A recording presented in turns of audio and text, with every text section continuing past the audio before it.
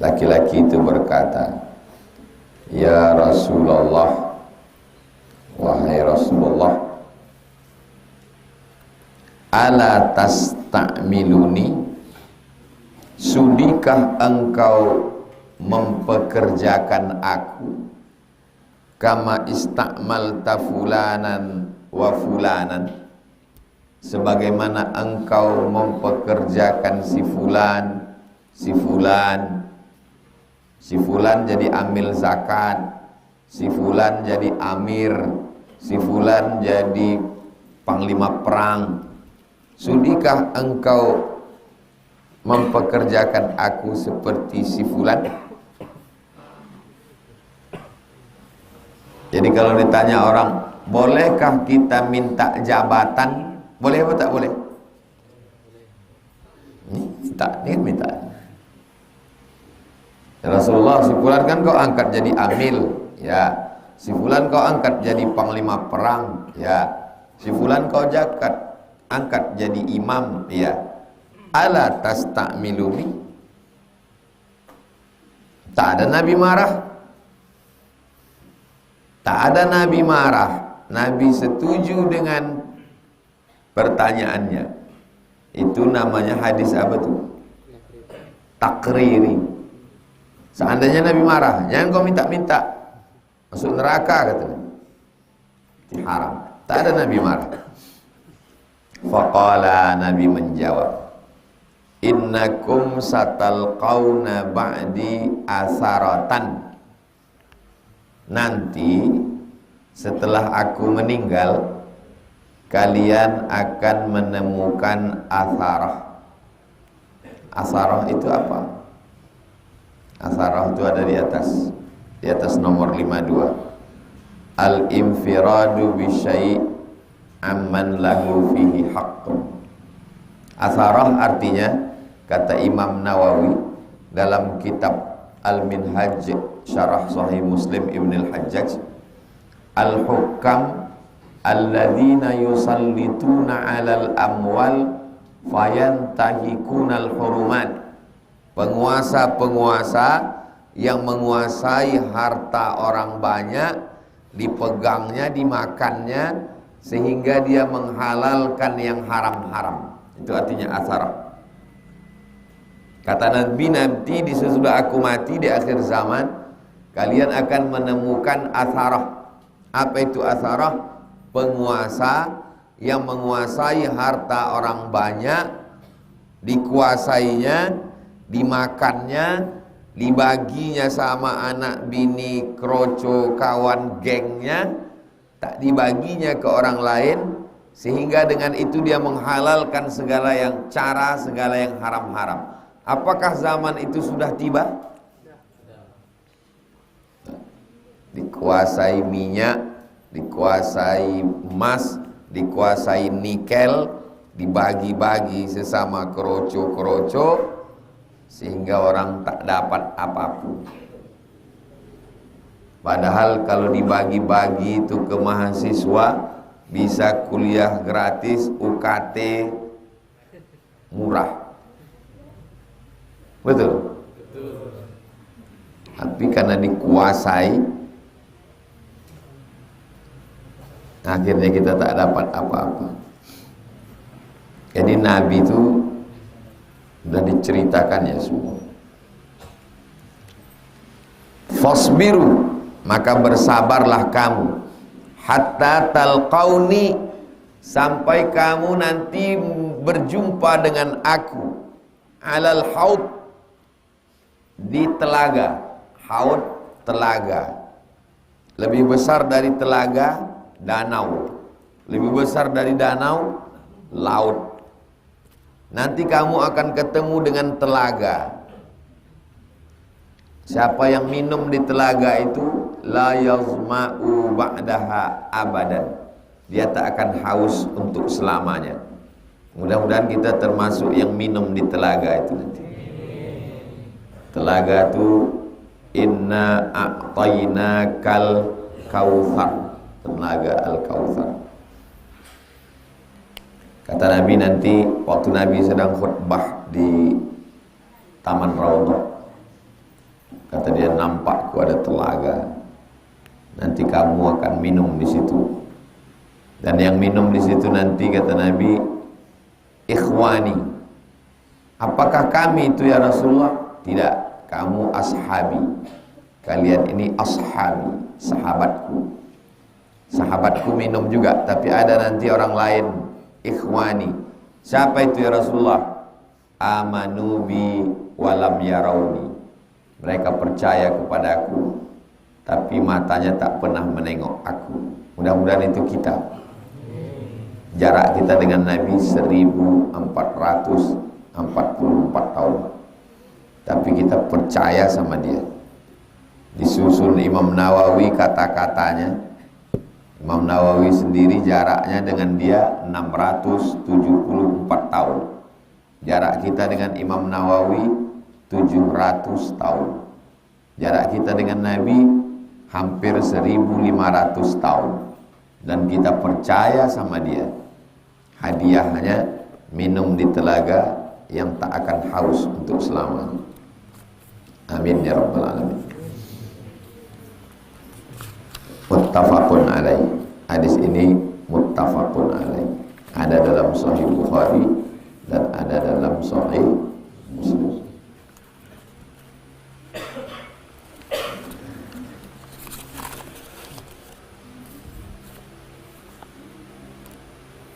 Jadi kalau gitu antum tidak boleh mencaleg. Boleh apa tak boleh? Tapi kata Nabi fasbiru, sabarlah. Sabar artinya berarti kan sabar. Sabarlah, jangan mencaleg. Kalau antum tidak mencaleg, lalu orang yang sakau mencaleg, maka duduklah orang sakau di parlemen. Dan orang sakau pasti memilih orang sakau. Maka perlu umat ini dicerdaskan secara politik. Suara umat Islam ini besar. Kalau di Pekanbaru ada 1000 masjid, satu masjidnya ada 1000 jamaah, berarti berapa orang yang sholat?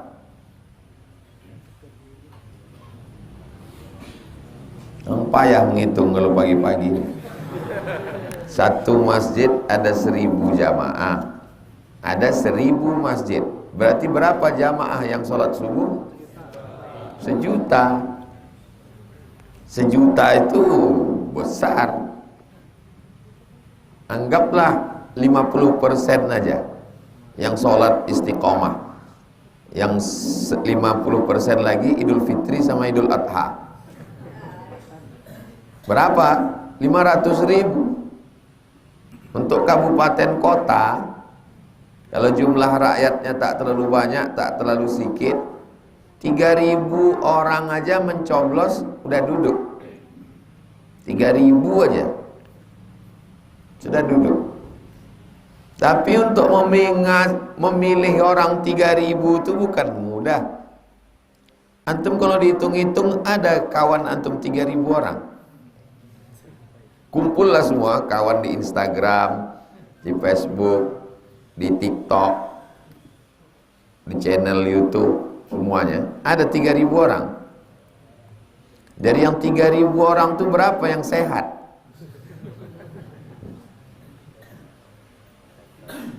Tiga 3.000 orang pagi-pagi sebelum pencoblosan itu mesti dikasih salam tempel 300.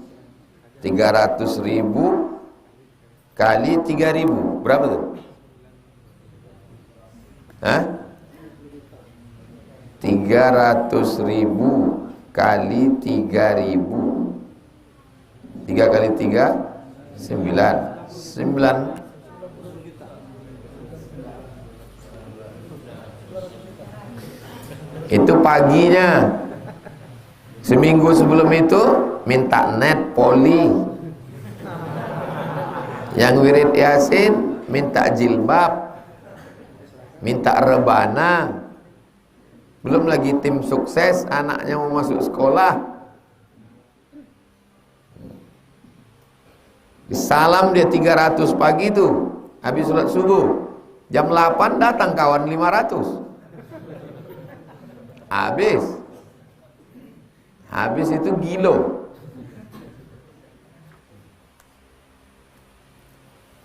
Tapi kalau orang memilih, karena dasarnya saya yakin bahwa dia akan memperjuangkan aspirasi saya, dan dia pun mengajukan dirinya. Kenapa kau maju? Daripada orang mabuk yang duduk di situ, Ustaz. Dalam demokrasi suara terbanyak suara Tuhan. Ada 10. Yang satu ngajak sholat, hayya 'alas shalah, ayo kita sholat. Yang 9, ayo main bola. Yang Tuhan yang mana? Bola itu Tuhan. Dalam demokrasi suara terbanyak suara Tuhan. Lalu bagaimana? Masuk antum ke dalam, antum robah balik dia. Yang 9 ini jadi ngajak sholat. Ayo sholat. Tidak ada opini publik. Tidak ada opini publik. Yang ada itu adalah opini yang selalu dipublikasikan tiap hari sehingga menjadi opini publik.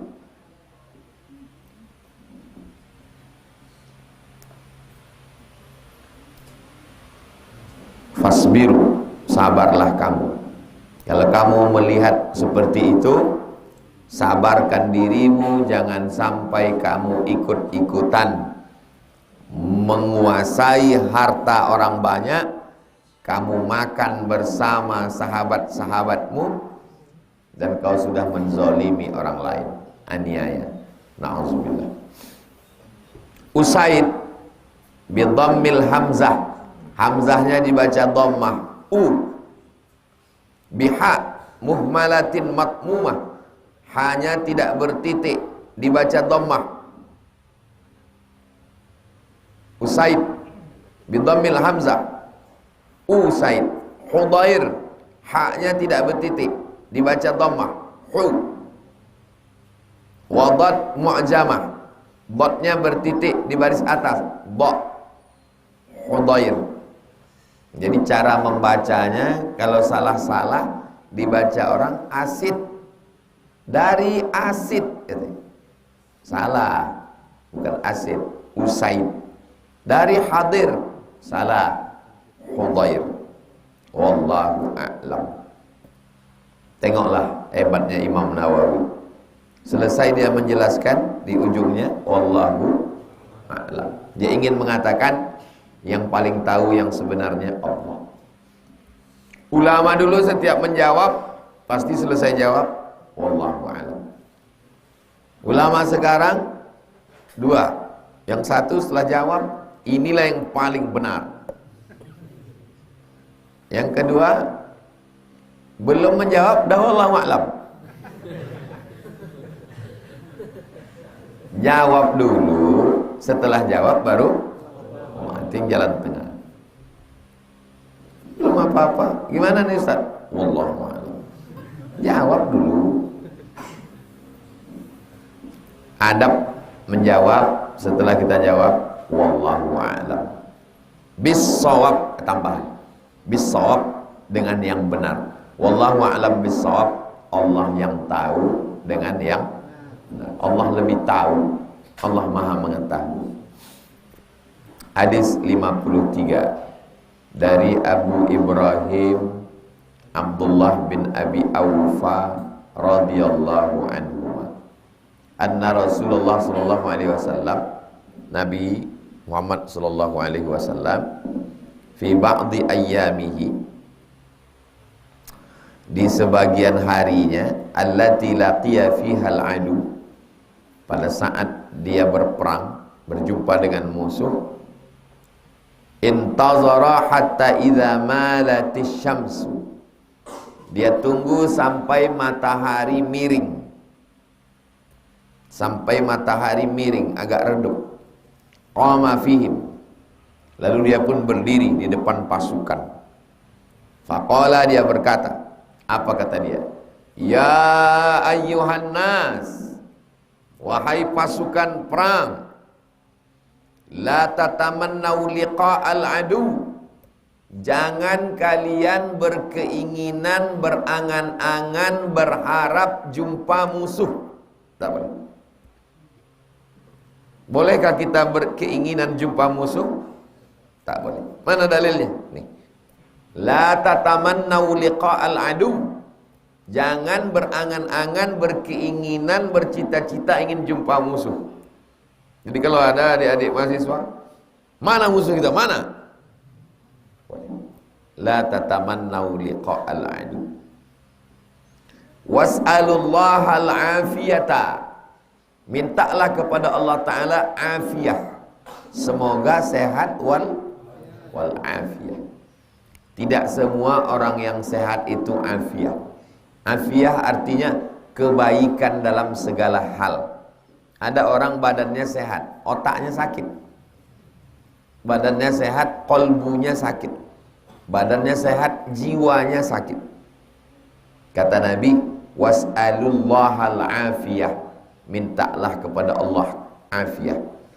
Fa idza laqituhum fasbiru, tapi kalau kamu ketemu dengan musuh, fasbiru, maka bersabarlah. Musuh jangan dicari, kalau jumpa jangan lari. Itu prinsip Islam. Ini banyak orang sekarang kalau sudah bicara, mana musuh kita, mana, begitu jumpa cicing. Fasbiru wa'lamu, ketahuilah, annal jannata, bahwa surga itu, tahta zilalis suyuf, surga itu di bawah bayang-bayang pedang. Surga bisa direbut dengan zikir. Surga bisa direbut dengan sedekah. Surga bisa direbut dengan sabar. Tapi dalam hadis ini, surga itu di bawah bayang-bayang pedang. Kapan Nabi menyampaikan ini? Ketika mau perang. Lihat konteksnya, jangan hadis ini dipotong. Agama Islam agama radikal, agama menghalalkan nyawa orang. Ini dalilnya. Surga di bawah bayang-bayang pedang. Hadis itu kau potong. Inilah bahayanya kalau tukang khitan baca hadis. Hadis itu kau potong. Kami sudah baca hadis itu subuh Rabu sama Ustaz Somad, kitab Riyadhus Shalihin, hadis nomor yang ke-53 itu. Di situ dijelaskan, kata Nabi, khutbah dia waktu mau perang itu. Kata Nabi, la tatamannau liqa'al adu. Jangan kalian berkeinginan jumpa musuh. Tapi kalau sudah jumpa, jangan kalian lari. Ketahuilah bahwa sorga itu di bawah bayang-bayang pedang. Ini pedang, ini ada bayang-bayangnya. Ini ungkapan bahwa kalau kamu mati dalam keadaan berjihad, kamu mati syahid dan kamu masuk surga. Konteksnya jangan dilepaskan, jangan dicopot, teksnya dipotong. Kapan dia menyampaikan itu? Bahkan di awal itu dia katakan, jangan mimpi nyari-nyari musuh. Tapi kalau musuh sudah ada di depan mata, jangan lari. Fasbiru di situ maksudnya sabar, jangan mundur, terus berperang. Hidup mulia, iskariman, au mut syahidan. Hidup mulia atau mati syahid. Summa qala Nabi, kemudian Nabi berkata, Allahumma ya Allah. Allahumma itu artinya ya Allah. Jadi kalau ada ustadz berdoa, Allahumma ya Allah, diulangnya itu 2 kali. Ya Allah, bisa. Allahumma, sama. Allahumma ya Allah, munzilal kitab, engkau yang menurunkan Al-Quran, Wa mujriyas sahab, engkau yang menjalankan awan. Awan itu berjalan apa tak berjalan? Jalan. Wa hazimal ahzab, engkau yang mengalahkan musuh-musuh. Nabi itu kalimatnya indah, ba di ujungnya semua. Munzilal kitab, mujriyas sahab, hazimal ahzab. Memang telinga kita selalu suka mendengar yang rapi-rapi, yang indah-indah. Makanya orang Melayu itu kalau berbicara penuh dengan pantun. Cobalah dengar nanti dalam acara orang nikah. Burung tekukur, burung merpati, burung-burung aja habis sejam. Burung. Habis itu baru masuk pula buah. Buah mengkudu, buah sejam. Berbisiklah Ustaz dosen UIN Qori, dia daftar acara akad nikah nih. Saya tausiah, dia baca Quran, berbisik dia, habis waktu kita. Satu sisi budaya itu menunjukkan orang Melayu katanya malas, asik berpantun-pantun aja. Tapi di sisi lain, kalau dilihat dari berbagai aspek, menunjukkan orang Melayu itu kaya. Orang berpantun itu kan tanda perutnya kenyang. Kalau lapar, mana terpikir lagi pantun? Perutnya kenyang, tinggalnya di tepi pantai, lautnya luas, kebun karetnya sejauh mata memandang. Itu maka enak aja dia berpantun 2-3 jam. Zaman sekarang tak bisa. 2-3 pantun selesai. Telinga kita selalu ingin yang indah-indah. Munzilal kitab, mujriyas sahab, hazimal ahzab, ihzimhum. Kalahkan musuh-musuh ini ya Allah. Wansurna alaihim. Tolong kami mengalahkan mereka. Ini untuk berdoa. Allahumma ya Allah, munzilal kitab, mujriyas sahab, hazimal ahzab, ihzimhum wansurna alaihim. Itu dibacakan waktu perang, bukan waktu mau mengunjungi anak gadis orang. Ya munzilal kitab, ya mujriyas sahab, ya hazimal ahzab, ihzimhum wansurna alaihim.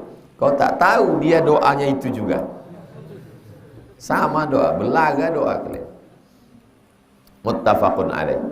Hadis ini muttafaqun alaih. Ada dalam Sahih Bukhari, ada dalam Sahih. Wabillahi taufiq. Jadi kalau ada ustadz ceramah atau adik-adik mahasiswa, billahi taufiq wal hidayah, itu dari Imam Nawawi. Billahi taufiq, dengan Allah lah taufik. Semoga kita selalu mendapatkan taufik. Taufik itu begini, sesuai keinginan kita dengan keinginan Allah. Ketemunya itu bahasa Arabnya taufik. Kau besok subuh Rabu dari mana? Aku dari Danau Bingkuang. Kau dari mana? Aku dari Panam. Oh, kalau gitu kita jumpa di Simpang Kamboja ya. Satu dari Danau, satu dari Panam, ketemu di Simpang Kamboja. Ketemunya itu namanya taufik. Waffaqa yuwaffiqu taufik. Maunya Allah bangun pagi. Maunya Allah buka matamu pagi. Maunya kita bangun siang. Ketemu apa tak ketemu? Tak ketemu. Allah mau bangun subuh. Kita lawan hawa nafsu kita, lalu kita bangun subuh, ketemu keinginan kita dengan keinginan Allah. Itu yang disebut dengan taufik. Makanya kata dia, billahi taufik. Apa arti billahi taufik itu? Mudah-mudahan Allah membuat sama keinginan kita dengan kehendak Allah. Kita dalam segala hal selalu mendapatkan taufik Allah, insyaallah. Amin. Itu dalam contoh bangun subuh ini. Semua yang hadir ini dapat taufik ini. Kenapa? Karena sejalan. Allah nyuruh dia sholat subuh. Aqimis sholata liduluki syamsi ila ghasaqil laili wa qur'anal fajri subuh. Fasalli li rabbika wanhar. Sholat. Jadi yang tak datang tak dapat taufik. Yang streaming dapat setengah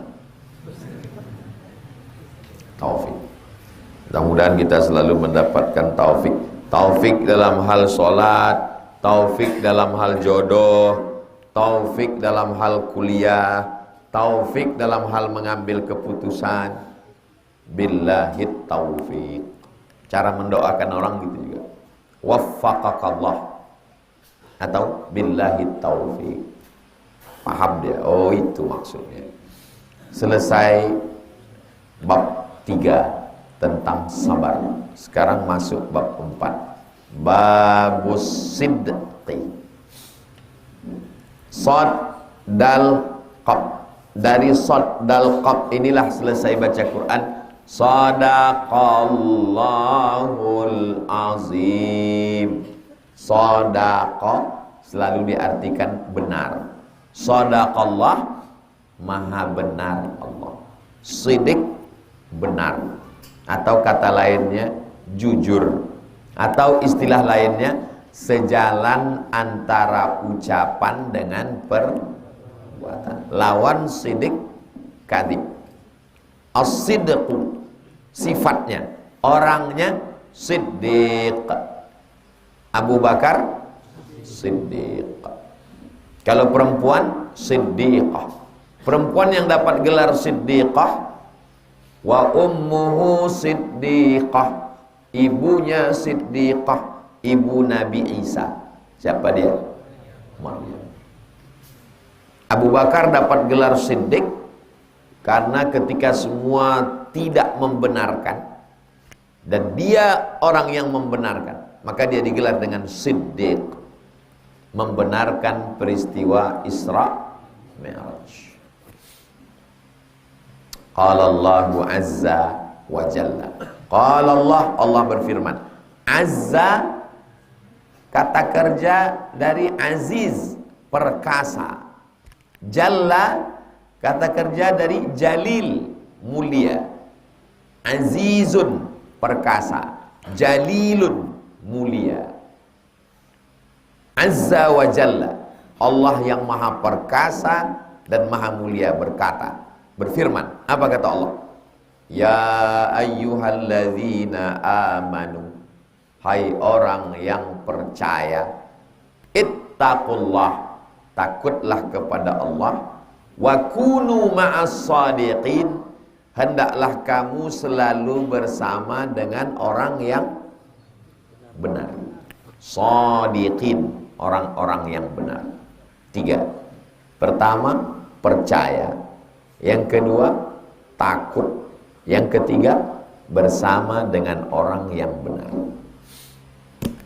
Berangkat dari jalan Kamboja, Rimbo Panjang, mau masuk ke UIN Suska, dapat WA, hati-hati bro, depan pom bensin ada razia. Antum percaya? Percaya. Percayanya itulah dia, ya ayyuhalladzina amanu. Karena antum percaya, depan pom bensin sebelum simpang UIN ada razia. Ya ayyuhalladzina amanu. Percaya. Ittaqullah, takut. Karena percaya itulah maka muncul takut. Karena percaya ada razia, maka takut tidak pakai helm, takut tidak bawa STNK, takut tidak, tutup pentil ban itu pun diperiksa saking takutnya. Untuk menjelaskan perumpamaan ini mesti begitu. Ya ayyuhalladzina amanu, hai orang yang percaya bahwa di depan pom bensin ada razia, ittaqullah, takutlah. Karena takut maka semua periksa. Semua takut. Wa kunu ma'as shadiqin, hendaklah bersama dengan orang yang benar. Maka waktu berangkat itu sama-sama sama orang yang pakai helm, sama-sama dengan yang pakai. Siapa itu? Ya sama dengan biker subuhan. Biker subuhan ini orang-orang yang benar. Benar, pakai helm kalian semua tadi kan? Karena kalau tidak bersama dengan orang yang ini, nanti kena semprit. Walaupun lewat juga, tapi sempat berhenti sejenak. Habis waktu 15 menit. Walaupun akhirnya ya lewat. Tapi karena bersama dengan orang yang tak benar, kena semprit. Tertahan sebentar. Jadi perlu 3. Pertama, percaya. Kedua, takut. Dan ketiga, bersama dengan orang yang benar. Ini 3 nih. Banyak orang yang tidak sepaket. Yang pertama, dia tak percaya. Kau kenapa tak sholat? Nanti kalau tak sholat kau masuk neraka. Iya kalau neraka itu ada. Kalau tak ada, ternyata antum sholat subuh, sholat zuhur, sholat asar, sholat maghrib, sholat isya, sholat duha, sholat tahajud, berwudu, mandi, bersih, jujur, nggak pacaran. Ternyata pas mati, ternyata neraka itu tidak ada. Antum kecewa nggak? Aduh, ternyata neraka itu nggak ada. Coba kalau dulu pacaran cap tupai, lompat ke syariah, lompat ke tarbiyah, lompat ke saintek, lompat ke psikologi. Sekarang dibalik logika itu. Tidak sholat, tidak puasa, berzina, pacaran, main judi. Dan ternyata neraka itu ada. Lebih kecewa mana? Pakai logika berpikir selalu gitu. Kau ngapainlah kau sholat, gak pacaran? Iya kalau neraka itu ada. Kalau ternyata nanti neraka itu tak ada, kekecewaanku atas tidak adanya neraka tidak lebih besar daripada kekecewaanmu ternyata neraka itu ada. Paham? Hai orang yang percaya, takutlah kepada Allah. Wa kunu ma'as shadiqin, hendaklah selalu bersama dengan orang yang benar. Lingkungan kita 3. Lingkungan tempat tinggal, lingkungan tempat kerja kalau sudah kerja, atau lingkungan tempat belajar kalau masih mahasiswa, dan lingkungan medsos. Ketiga-tiganya mesti shadiqin. Lingkungan tempat tinggal, alhamdulillah dekat dari musola Nurul. Di mana kau tinggal? Jalan Kamboja. Ma'as shadiqin, oh iya, saya dekat dari musola Nurul Ilmi. Oh kami selalu situ. Iya. Kenapa tak pernah jumpa kau? Aku memang tak pernah datang. Lingkungan tempat tinggal. Yang kedua lingkungan tempat kerja. Kerja di mana? Di kantor dinas Pak, Jalan Sudirman. Lingkungan gengnya, alhamdulillah kami selalu kajian pagi dengan Ustaz Mawardi, dengan Ustaz Saidul Amin. Oh, selamat. Yang ketiga medsos. Grup-grup antum itu apakah ma'as shadiqin atau ma'al kazibin? Grup medsos, kawan di IG, kawan di TikTok, kawan di... Karena kita amat sangat terpengaruh dengan kawan-kawan. Apalagi kalian jauh dari orang tua, tinggal di Pekanbaru, keluarga tak ada, hidup berkawan-kawan. Sebelah kanan setan, sebelah kiri iblis. Tak bisa. Pas ditanya, kau kenapa tidak berkawan sama yang baik-baik? Kalau berkawan dengan orang baik, biasa. Berkawan dengan setan tapi tetap beriman, ini luar biasa. Berapa hari lah kau tahan? Godaannya besar. Wa qala ta'ala, Allah berfirman, was-sadiqina was-sadiqat. Sadiqin, laki-laki yang benar. Sadiqat, perempuan yang benar. Muslimin, muslimat, hadirin, hadirat, mukminin, mukminat, sadiqin, sadiqat. Ladies and gentlemen. Wa qala ta'ala, Allah berfirman, falau sadaqullaha, seandainya mereka membenarkan Allah, percaya kepada Allah, lakana khairan lahum, maka itu lebih baik bagi mereka. Shadaqah, benar. Shadaqah, bukti bahwa kita membenarkan. Percaya kau sama Allah, percaya. Coba kau bersedekah. Iya, kalau Allah itu ada. Kalau tak ada berarti duitku ini kan hilang. Berarti tak membenarkan. Maka sedekah adalah bukti sedekah. Kalau memang benar sedekah, berarti dia bersedekah. Jadi bahasa Arab itu ada akar katanya. Akarnya itu nanti yang akan menumbuhkan batang, cabang, ranting kemana-mana. Itu ayat-ayatnya. Jadi metode Imam Nawawi begitu. Judul, ayat, hadis. Ada beberapa penjelasan singkat. Hadis 54. Apa maksud hadis 154? Kalau dihitung dari awal hadis ke-54. Dihitung per bab hadis yang ke. Dari Abdullah bin Mas'ud radhiyallahu an, dari Nabi Muhammad sallallahu alaihi wasallam. Inna sidqa, jujur, yahdi ilal birri, membawa kepada kebaikan.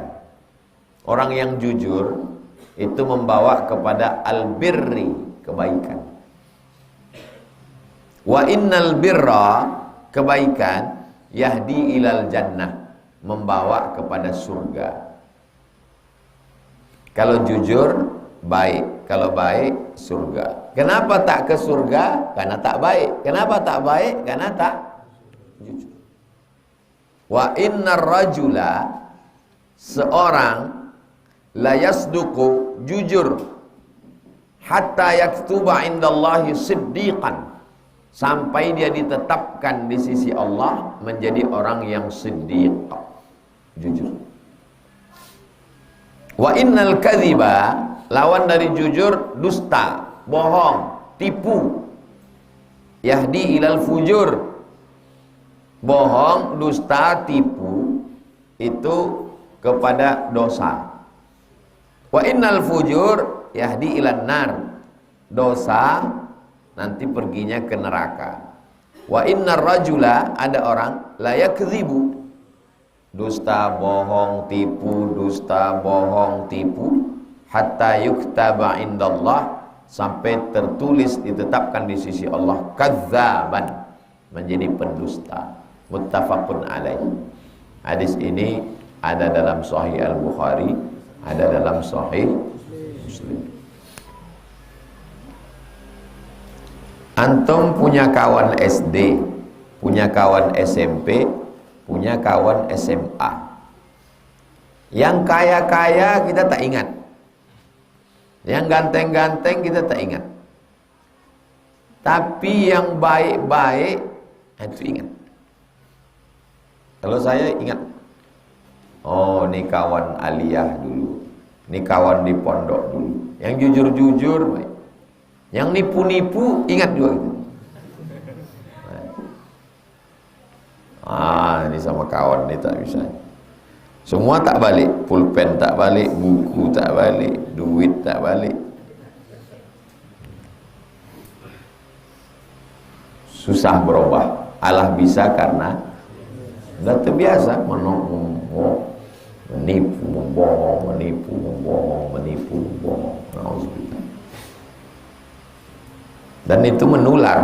Maka antum jangan dekat-dekat sama orang penipu. Menular. Hari pertama dapat 10%. Sebulan download completely. Sempurna dia. Nauzubillah. Hadis yang kedua. An Abi Muhammad Al-Hasan bin Ali bin Abi Talib. Abi Talib punya anak namanya Ali, Ali punya anak namanya Hasan. Muhammad, Abu Muhammad, ayah Muhammad, namanya Hasan.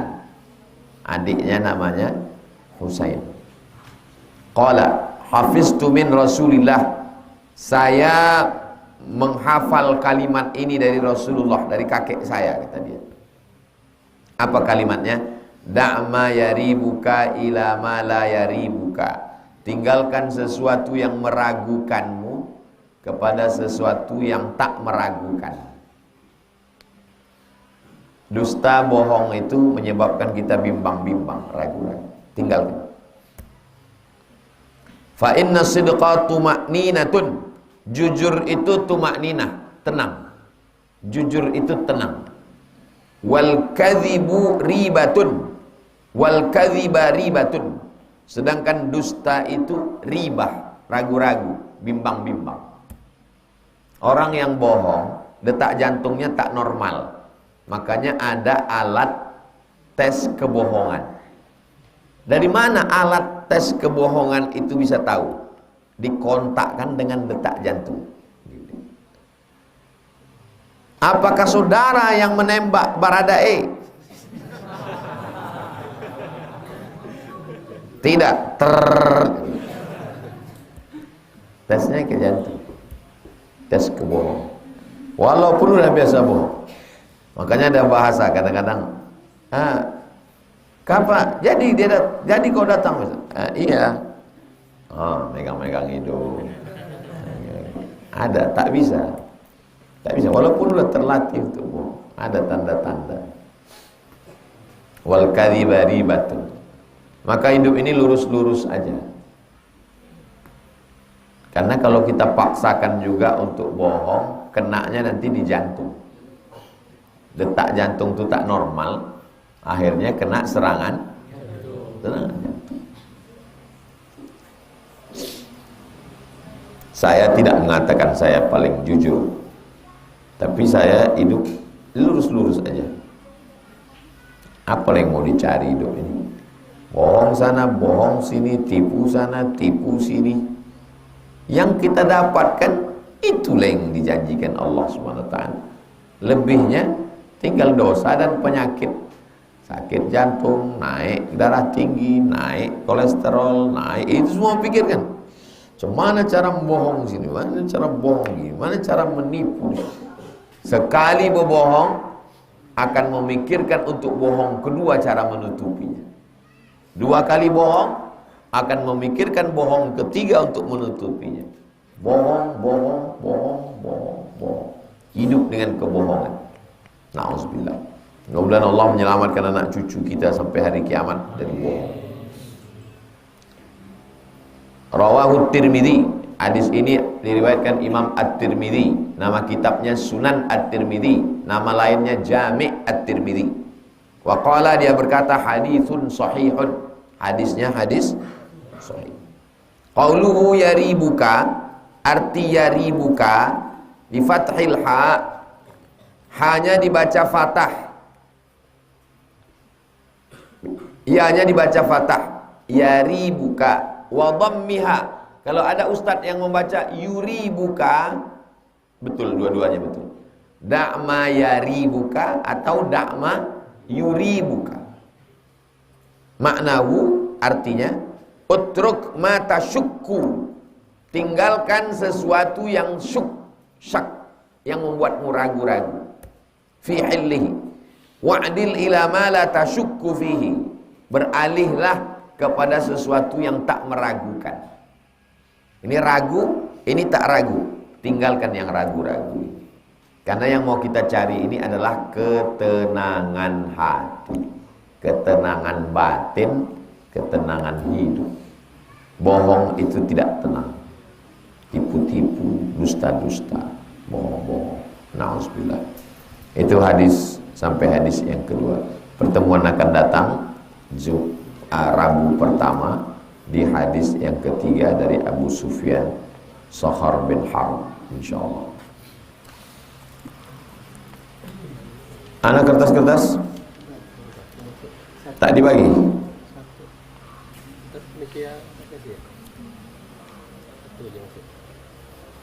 Tak kalian bagi tadi.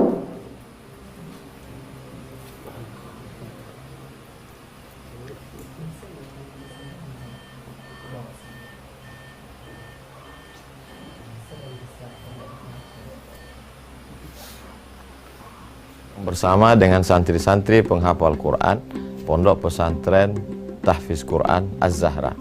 Mari kita support Pondok Pesantren Tahfiz Quran Az-Zahra gratis melalui donasi Bank Syariah. Dia tidak, nilainya tidak stabil. Rupiah nggak stabil juga Pak Ustadz. Rupiah ini dulu sebelum krisis moneter $1 itu 2.000 perak. Sekarang $1 berapa? 15.000. Saya waktu mau ke Mesir 97, 98 melambung jadi 20.000. Makanya anak Indonesia yang berangkat tidak genap 100 orang, cuma 74 orang. 26 tak jadi berangkat karena dolar melambung. Berarti rupiah juga tidak stabil. Sama-sama tak stabil dong Pak Ustadz. Fluktuasi Bitcoin, uang digital, sangat tidak stabil. Dari pagi ke sore bisa dia melambung. Itu salah satu sebab dia tidak bisa dipegang, dipakai. Sebagai alat tabungan bisa, tapi sebagai alat transaksi tidak dianjurkan. Itu tentang uang digital. Jadi antum nyimpan bisa, tapi sebagai alat transaksi tak bisa. Jadi pakai uang konvensional aja. Uangnya uang alam gaib ya. Uangnya itu ada, tapi di rekening. Dan berapa banyak orang kehilangan uang digital. Kemarin saya lihat penuh Ustaz, pas saya cek nol. Apa tak gila? Udah melambung-lambung udah. Punya pesawat pribadi, punya mobil. Insya Allah nanti kalau udah bagus jalan Kamboja ini, saya pakai mobil sport saya nih Pak Ustaz. Jalan udah bagus, duit tuh hilang. Jadi kesimpulannya, sebagai untuk simpanan bisa, tapi sebagai alat transaksi tak bisa. Karena fluktuasi dia naik turunnya itu ngeri sekali.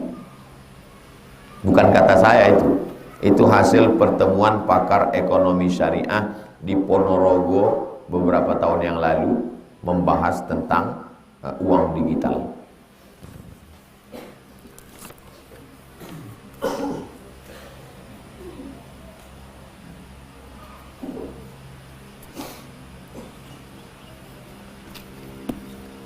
Siapa yang bawa buku 37 masalah populer? Ada?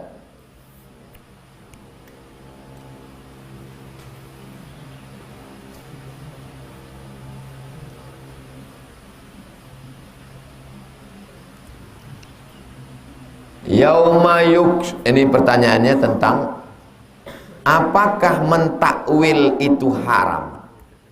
Mentakwil. Mentakwil itu mengalihkan lafaz dari makna hakiki kepada makna lain. Yauma yukshafu an saqin. Pada hari itu betis Tuhan disingkapkan. Tahu betis? Betis. Pada hari itu, hari kiamat, betis disingkapkan. Gimana antum memahami ayat itu? Tuhan punya betis, betisnya disingkapkan. Makanya ahli tafsir mentakwil ayat itu. makna betis Tuhan disingkapkan artinya huru hara yang sangat mengerikan. Asyada'id, perkara yang sangat mengerikan. Ini mereka takwil. Apakah ulama salaf mentakwil? Kullu syai'in halikun illa wajhah. Semuanya binasa kecuali wajah Tuhan. Ditakwil oleh Imam Al-Bukhari. Buka Sahih Bukhari. Kata Imam Bukhari, alti illa wajhah illa mulkah. Semuanya hancur kecuali kekuasaan Allah. Wajah ditakwil menjadi kekuasaan. Imam Malik mentakwil. Mana contohnya? Yanzilu Rabbuna, Allah turun sepertiga malam. Kata Imam Malik, yatanazzalu amruhu, turun perkaranya, bukan zatnya. Jadi ulama salaf mentakwil. Jadi kalau ada orang mengatakan haram takwil, berarti dia sama dengan mengatakan Imam Bukhari melakukan perbuatan haram karena mentakwil. Udah saya bahas 2 jam tentang takwil. Buka handphone, tulis di Google tuh UAS takwil, lengkap dengan PowerPoint, dapat. Nah, ini videonya, share di grup. Udah dibuatkan grup. Berapa isi grup? Yang belum masukkan, share UAS takwil. Dan sebutkan, karena ada kelompok mengatakan tak boleh takwil. Siapa yang mentakwil kafir, kata dia. Sudah ditonton 110.000. Pembinaan Imam Masjid Paripurna, dikumpulkan Profesor Akbarizan, semua imam-imam, kumpulkan di kantor MUI. Saya sampaikan materi setahun yang lalu, 2 jam 9 menit. Antum tonton tuh, tentang masalah takwil. Ar-Rahman 'alal arsy istawa, Allah duduk di atas aras. Ditakwil. Apa maknanya? Allah Maha Kuasa. Duduk di atas aras itu artinya kuasa. Kalau tidak ditakwil, gimana tuh memahami? Duduk di atas aras. Gimana Tuhan duduk di atas aras?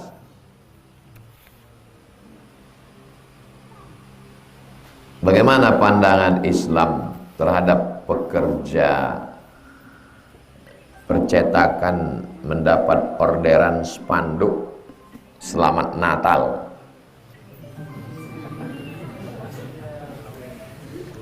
Innal halala bayyinun, yang halal jelas. Wa innal harama bayyinun, yang haram pun jelas. Wa bainahuma umurun mustabihat, di antara yang halal dan haram itu ada perkara yang samar-samar, abu-abu. Famanit taqas syubhat, siapa yang menjaga dirinya dari syubhat, faqad istabra'a li irdihi wa dinihi li irdihi wa dinihi, dia sudah menjaga dirinya dan agamanya. Cari rezeki yang halal, yang jelas, jangan yang syubhat-syubhat. Kerja membingkai. Kerjanya apa? Membingkai. Semua foto dibingkai. Foto Tuhan ini dibingkainya juga. Foto Tuhan ini dibingkainya juga. Itu. Banyak yang halal lagi. Tulis di depan, tidak menerima yang syubhat. Kerja ngelas, semua dilas. Tuhan pun dilasnya juga. Kasihanlah kepanasan Tuhan terkena las. Saya mahasiswa tinggal di musola yang sholat subuhnya tidak berkunut. Sebelum saya tinggal di musola tersebut, saya selalu sholat subuh berkunut. Apa hukumnya saya selalu sholat subuh tanpa kunut terus menerus selama saya tinggal di musola itu? Pilihannya 2. Kalau antum tetap di musola itu, berarti sholat subuh antum itu sholat subuhnya mazhab Hanafi dan Hambali. Sebab mazhab Hanafi dan Hambali tak berkunut. Mazhab Maliki dan Syafi'i berkunut. Jadi kalau antum terus di situ, antum berarti sholat subuh pakai mazhab Hanafi atau Hambali. Apakah Hanafi dan Hambali ahlus sunnah? Ahlus sunnah. 4 imam ahlus sunnah wal jamaah. Paling tua Hanafi, nomor 2 Maliki, nomor 3 Syafi'i, nomor 4 Hambali. Hanafi dan Hambali tidak berkunut. Tapi kalau antum merasa tidak nyaman, pindah musola lain yang bermazhab Syafi'i. Kalau antum belajar fikih, antum sholat tidak ikut perasaan, antum tenang-tenang aja. Kawan antum tak sholat pun tenang. Tapi karena antum risau saya nggak berkunut nih Pak Ustadz. Beribadah itu bukan ikut perasaan. Kalau sudah benar menurut dalil, benar menurut Quran, benar menurut sunnah, benarlah itu. Antum yang tiap hari sholat pakai air wudhu, tiba-tiba disuruh bertayamum, gak enak hati saya ini Pak Ustaz. Rasa-rasa tak sholat. Kau ini sholat pakai rasa-rasa atau pakai ilmu? Saya sholat subuh di Masjid Akramun Nas Undri. Masjid Akramun Nas Undri Gobah, Jalan Ronggowarsito itu dibangun oleh dipimpin oleh orang-orang Muhammadiyah. Saudara kita Muhammadiyah itu pakai majelis tarjih. Majelis tarjihnya memutuskan subuh pakai mazhab Hambali, tidak pakai kunut. Bismillahnya sir. Saya 4 tahun ngajar di situ. 2009, 10, 11, 12, 13. Tidak pernah pakai kunut. Dan tak saya ulang sholat subuhnya. Karena sah. Penuh tak muat lagi tahun 2013, pindah 2014 ke Masjid Al-Falah, Jalan Sumatera. Berkunut. Al-Falah itu berkunut. 2 tahun, 15, 14, 15. Tak muat lagi, 2016 pindah ke An-Nur. An-Nur berkunut. Jadi masalah itu, selama dia 4 mazhab, ahlus sunnah wal jamaah, antum tak perlu risau. Saya memiliki adik ipar perempuan di rumah. Sampai mana batasan dia dengan saya? Bagaimana dengan ipar? Waktu sahabat bertanya ke Nabi, ya Rasulullah, kalau ipar bagaimana? Kata Nabi, alhamu al-maut. Ipar itu mati, kata Nabi. Kenapa kata Nabi ipar itu mati? Karena kalau silap ke orang lain bisa dinikahi. Tapi kalau silap ke ipar, maut, bisa mati. Rusak semua. Anak, istri, mertua, hancur semua. Makanya kata Nabi, alhamu al-maut, ipar itu mati. Jadi jangan berdua-duaan dengan ipar.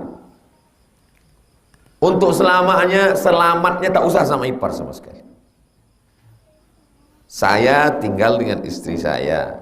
Tiba-tiba ada adik istri saya mau datang, mau kuliah di Pekanbaru. Aku bukan tak setuju, tapi bagus kau cari ajalah tempat kos daripada kau tinggal di sini. Itu lebih baik, lebih selamat. Nah, karena terjadi hal yang tak diinginkan. True story, kisah nyata. Ustadz Somad kira-kira 10 tahun yang lalu. Apa hukumnya saya nikah dengan adik ipar saya, katanya. Saya bilang nggak apa-apa, kalau kakaknya udah meninggal. Namanya ganti tikar apa ganti guling? Ganti tikar ya. Menurut sebagian adat namanya ganti tikar. Kakaknya masih hidup, katanya. Loh, kenapa kau mau nikah sama adik ipar? Istri saya ini selalu pergi, adik ipar ini di rumah.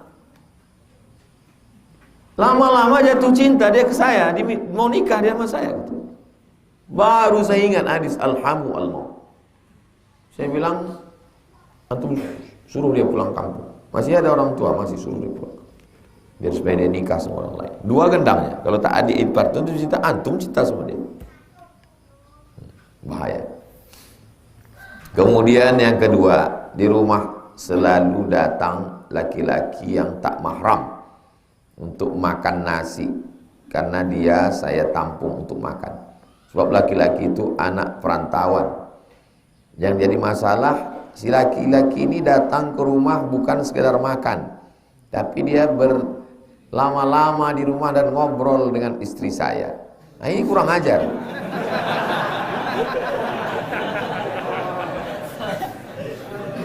Udahlah, nasi awak dimakannya, bini awak pula diambil. Kurang ajar. Antum kalau bertamu jangan lama-lama, asal selesai urusan pergi. Pastikan urusannya apa, habis itu tak usah lama-lama cerita ngalor ngidul tak tentu arah. Saya paling tak tahan bercerita lama-lama. Makanya orang banyak heran, Ustaz ceramah aja ngomong ya, ternyata Ustaz enggak banyak ngomong ya. Kalau aku udah diceramah ngomong sama di rumah ngomong, kapan lagi aku mau istirahat? Paling tak suka saya ngomong banyak-banyak. Ceramah 60 menit, tanya jawab, selesai. Tak pandai saya cerita di sini.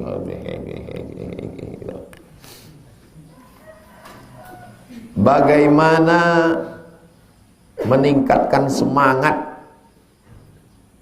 untuk menuntut ilmu? Bagaimana meningkatkan semangat untuk menuntut ilmu? Saya orangnya tidak bisa penasaran. Jadi kalau saya ditanya sesuatu, saya mesti dapat jawabannya baru saya tidur. Tak bisa saya tidur sebelum dapat jawaban. Makanya sebelum tidur tak saya buka handphone. Karena kalau saya buka ada jamaah bertanya, itu mesti saya dapat jawabnya baru saya tidur. Kalau saya penasaran tentang sesuatu, saya mesti dapat.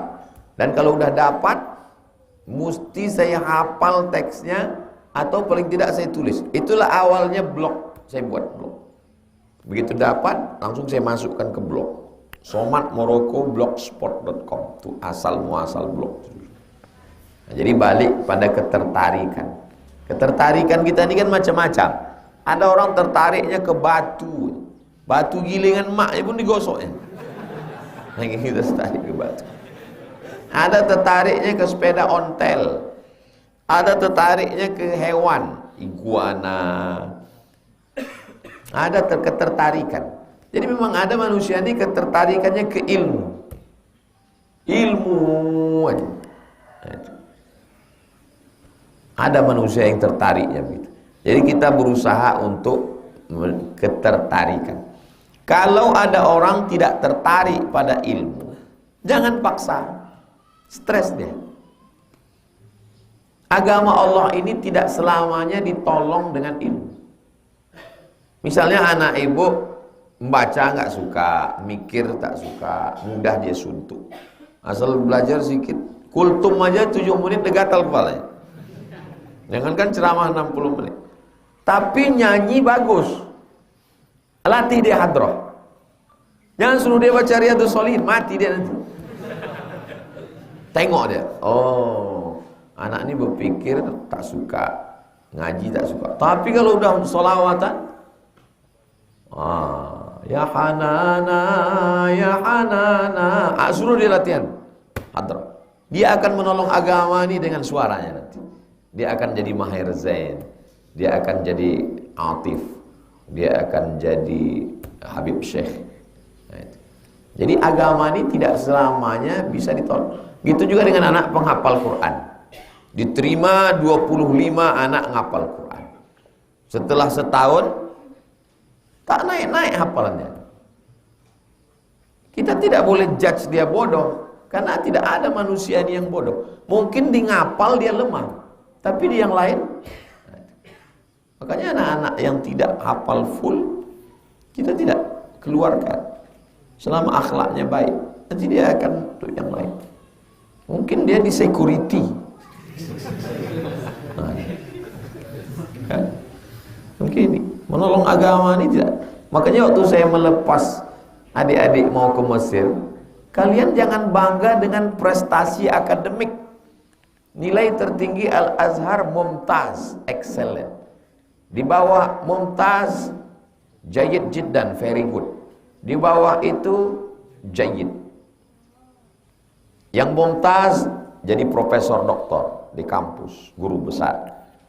Yang Jayyid Jiddan LCMA, jadi dosen. Yang Jayyid LC, jadi pimpinan pondok. Tapi jangan sepele dengan yang makbul.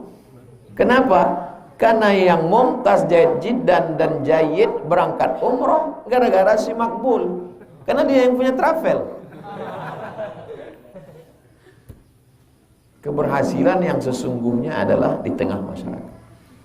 Berapa banyak yang makbul, tapi di masyarakat justru dia makbul. Makbul itu nanti diterima oleh masyarakat. Ada orang mungkin otaknya cerdas, hafal, tapi komunikasinya kurang baik. Itu. Tak boleh kita menghukum orang. Anak saya ini bodoh Pak Ustaz. Pun banyak orang tua begitu. Kenapa? Pas dicek rapornya, ternyata matematikanya, fisikanya, tapi komunikasinya baik. Bisa rupanya kau makan pakai matematika itu? Kan tidak. Ya tak boleh kita menjudge orang. Apakah benar dalam kitab Imam Al-Ghazali banyak hadis yang bermasalah? Datang Imam Al-Iraqi, Al-Hafiz, hafal 300.000 hadis. Al-Hafiz Al-Iraqi, lalu ditelitinya hadis yang ada di Ihya Ulumuddin, lalu di komennya di bawah, hadis dhaif, hadis sahih, hadis hasan. Tidak ada diejeknya sekalipun. Dia hanya menjelaskan hukum hadisnya di bawah. Hafal dia 300.000 hadis, ditakhrijnya hadis-hadis yang ada di Ihya Ulumuddin. Takhrij hadis Al-Iraqi terhadap Ihya Ulumuddin. Jadi satu kitab. Ada yang hafal 3 hadis, kalau laptopnya hidup. Setiap ceramah itu aja diserang. Oh, Ihya Ulumuddin itu banyak sekali hadis-hadis dhaifnya. Saya ikut Al-Hafiz Al-Iraqi. Tetap mengagumi Ihya Ulumuddin. Dari cara penyusunannya, sistematisnya. Ditulis oleh Imam Al-Ghazali tahun 505. 1000 tahun yang lalu lebih kurang. Luar kepalanya semua. Antum 4 jilid Ihya itu kalau antum baca. Ini tak pernah membaca Ihya, menyerang Ihya saja. Apa tak malu nanti dia kalau jumpa dengan Imam Al-Ghazali di akhirat? Al-Ghazali itu bergelar Hujjatul Islam. Saking kan dia membela Ahlus Sunnah wal Jamaah, membantah Syiah. Jadi satu kitabnya judulnya Fadhaih Al-Batiniyah, membantai filsafat. Jadi satu kitabnya Tahafud Al-Falasifah. Punya kitab usul fikih Al-Mustasfa. Mustasfa itu hanya bisa dibaca S2 di Al-Azhar. S1 tak tekunyah Al-Mustasfa. Al-Ghazali luar biasa. Al-Ghazali diangkat Nizamul Muluk menjadi rektor Universitas Nizamiyah. Sampai akhirnya dia kena syak, ragu. Nampaknya tiang di tepi sungai, tongkat. Ditengoknya dengan mata. Kalau tongkat masuk ke dalam sungai, setengah air, setengah muncul, kan bengkok. Tengoknya bengkok, pas ditarik lurus. Ternyata panca indera menipu. Mata tertipu. Kalau begitu ilmu yang selama ini ku dapat menipu. Ditinggalkannya jabatan rektor. 11 tahun dia berkhalwat, bersunyi-sunyi, sampai akhirnya dia menemukan ma'rifah, pengetahuan yang sempurna. Al-Ghazali lah yang bisa membahasakan ma'rifah tanpa harus terpeleset meninggalkan syariat. Makanya kasulah cerita berakidah Asy'ari, berfikih Syafi'i, bertasawuf, Al-Ghazali. Karena Ghazali yang paling selamat dalam bertasawuf. Sejalan antara syariat, hakikat, ma'rifat. 11 tahun ditinggalkannya dunia ini, berkhalwat sampai akhirnya, apa ma'rifat itu hai Al-Ghazali? Apa kata dia? Nurun yaqdhifullahu fi qalbi abdi. Cahaya yang ditembakkan ke dalam hati seorang hamba. Saat dia keluar dari khalwat itu, kitab yang pertama ditulisnya Al-Munqidh minad Dhalal. Setelah Al-Munqidh minad Dhalal, barulah kitab Ihya.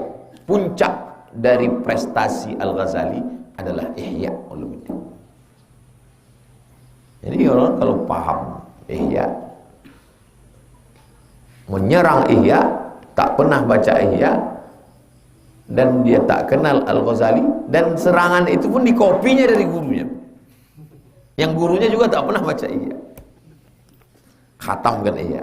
Nanti kalau musim libur pergi antum ke Jawa, cari ada pondok-pondok yang menghatamkan Ihya khusus, baru antum tahu apa isi Ihya itu. Ringkasan Ihya diringkas oleh Syekh Jamaluddin Al-Qasimi jadi 1 jilid. Dulu kami baca di pondok. Nama kitabnya Mau'izatul Mu'minin min Ihya Ulumuddin. Mengapa Syekh Albani bisa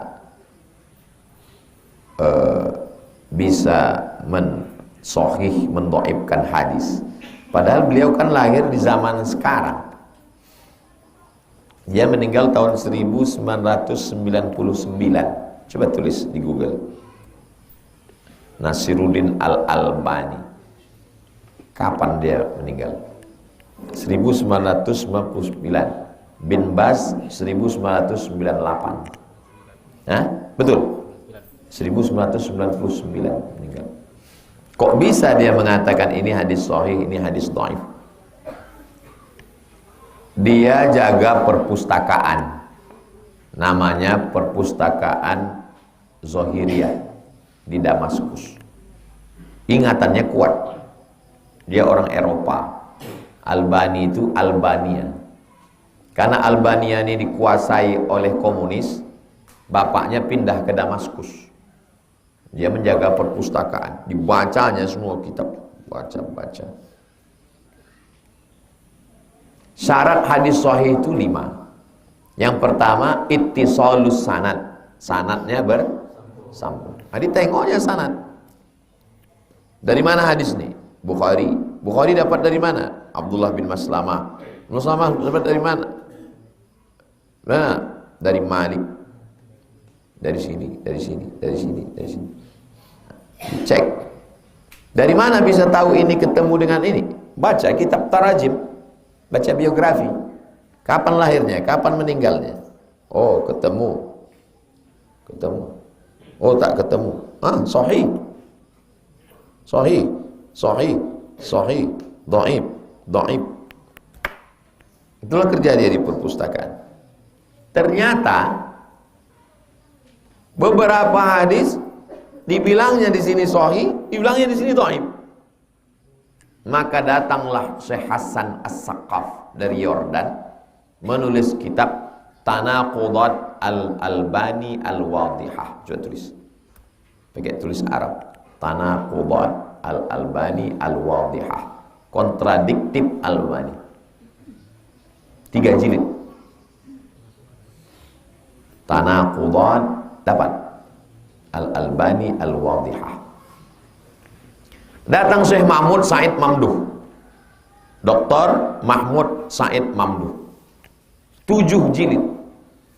Judulnya At-Ta'rif bi Awhami man qassama sunan ila sahih wa dhaif.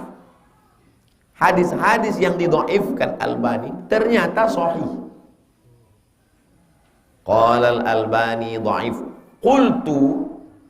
Qultu kataku bal sahih. Hadis ini sahih. Kenapa? Karena dia melihat satu jalur. Dari sini.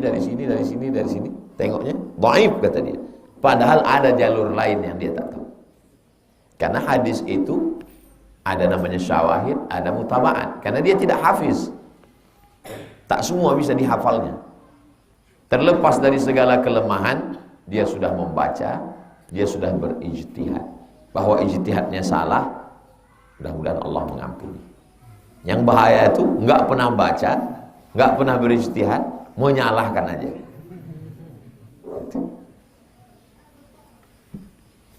Faham?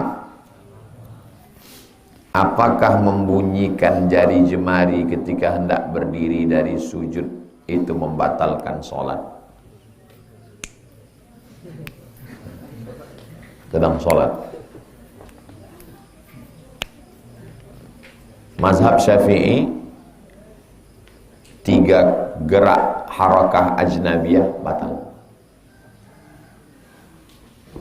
Kalau pakai mazhab Syafi'i batal. Kalau mazhab yang lain tak batal. Kalau pakai hadis dari tempat berwudu ke tempat sholat tak boleh tasbik. Tasbik menjalinkan jari jemari. Karena bisa melalaikan hati. Jadi habis wudu itu tak ada tasbih, tak ada bunyi-bunyi. Tapi kalau masalah batal tak batalnya khilaf. Kalau masalah boleh tak bolehnya sepakat semua mengatakan tak boleh karena akan membuat lalai hati. Beralih dari tasbih kepada tasbih. Seorang anak tidak ingin ikut ibunya yang menikah lagi karena ibunya menikah dengan pria yang tidak benar. Kemudian ibunya berkata, ridha Allah ada pada orang tua. Bagaimana anak tersebut berkah atau tidak hidupnya? Anak yang belum akil baligh, hak asuhnya ada pada ibunya. Yang memutuskan hakim. Hak asuh anak ini ada pada ibunya, kata hakim. Sampai ditemukan perkara yang membuat hak asuh berpindah kepada bapaknya. Di antara yang paling fatal, pertama minuman keras. Kalau ternyata si ibu tertangkap minuman keras, langsung hakim mengalihkan hak asuh ke bapaknya. Yang kedua, selingkuh. Kalau ibunya pacaran, itu langsung si anak berpindah ke bapaknya. Selama ibunya tidak melakukan hal yang melanggar, maka hak asuh ada pada ibu. Setelah anak akil baligh, hakim bertanya, kau mau sama siapa? Kata si anak, saya mau sama bapak. Maka hak asuh jatuh ke bapaknya. Nah sekarang si ibu nih menikah dengan laki yang tidak benar. Lalu si anak pindah hak asuhnya ke bapaknya. Secara fikih si anak sudah benar. Bahwa si ibu mengatakan kamu, ibunya berkata ridha Allah pada orang tua. Ridha Allah pada orang tua itu masih koma, Mak. Ridha Allah ada pada orang tua yang benar. Bukan yang macam kau laki, kau hantu. Tapi tentu bahasa dia tak boleh begitu. Bahasanya tetap dijaga. Bagaimanapun dia tetaplah ibu. Karena dia melahirkan 9 bulan 10 hari, meregang nyawa itu tidak bisa dibalas dengan apapun. Makanya bunyi ayatnya, wa in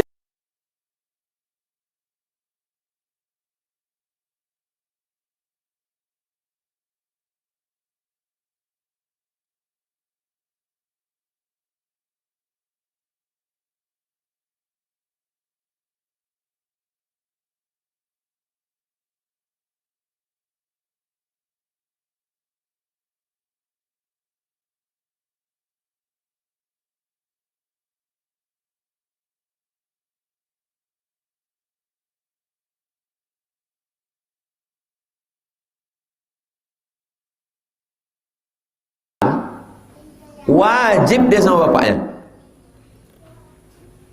Kenapa? Karena suami ibunya ini tak betul. Silap-silap digarapnya nanti. Tak 1-2 kejadian. Tak 1-2 kejadian. Nah, itulah kaji kita subuh ini. Mudah-mudahan menjadi amal soleh. Mudah-mudahan diberikan Allah kita istiqomah, diberikan Allah SWT kebaikan dunia akhirat, ala hazihi niyah, untuk niat yang baik ini. Al-Fatihah.